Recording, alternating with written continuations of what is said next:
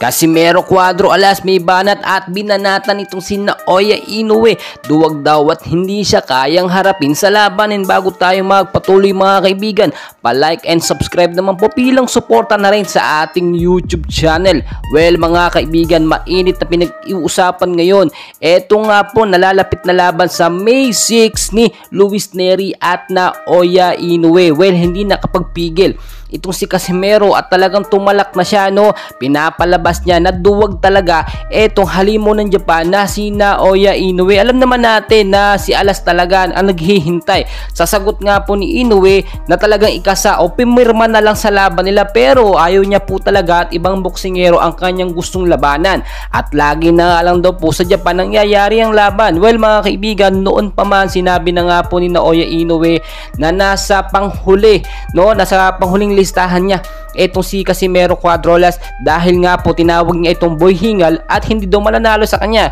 Well, kung hindi mananalo, bakit hindi siya humarap, no, at labanan itong si Casimero? Hindi yung puro salita lang at ibang boksingero o mahihinang boksingero ang kanyang nilalabanan. Wala namang pong problema kay Casimero dahil sinabi niya po mismo, kahit sa ang ring maglaban, kahit sa Pilipinas pa yan, sa Amerika or sa Japan, walang problema. Yun nga lang mga kaibigan, kapag ka sa Japan po nangyari ang laban, sigurado magkakaroon ng luto at dugaan na laban. Labs pa lang, anti-doping test, yung tinuturok na pain reliever, siguradong may pandurugang mangyayari. Well, hindi naman lingid sa kaalaman niya ni Luis Nery, no, basta makakalaban niya itong si Inoue. Pero alam naman natin at kitang-kita natin ngayon pa lang kung sino na ang mananalo sa dalawa, no? Luis Nery hindi naman ganun kalakas na boksingero yan, si Alas lang talaga.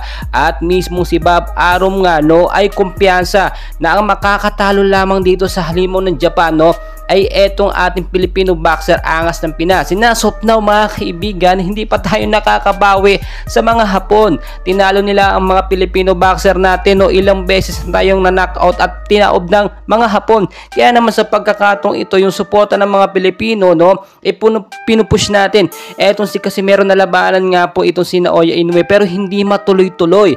After, kung sakaling matuloy yung laban itong si Luis Nery at Naoya Inoue, siguradong maiipit na naman si sitwasyon si Alas sa ibang boksingero na naman yan ilalaban. So now nakita nyo tuloy-tuloy yung ensayo nitong si Casimero Angas ng Pinas. Once po kasi magkaroon ng aberya or umatras, no, in case lang naman etong si Luis Nery, no, ay may available na boksingero pwedeng pumalit. Nangyayari po yan sa totoong laban mga kaibigan, yung bigla ang palit. Casimero Cuadro Alas ang ating hinihintay. Yun po yung pagkakataon at hinihintay ni Alas na mangyari, which is posibleng po. Kaya naman ibigay natin ang ating suporta sa ating pambato Angas ng Pinas, Casimero Cuadro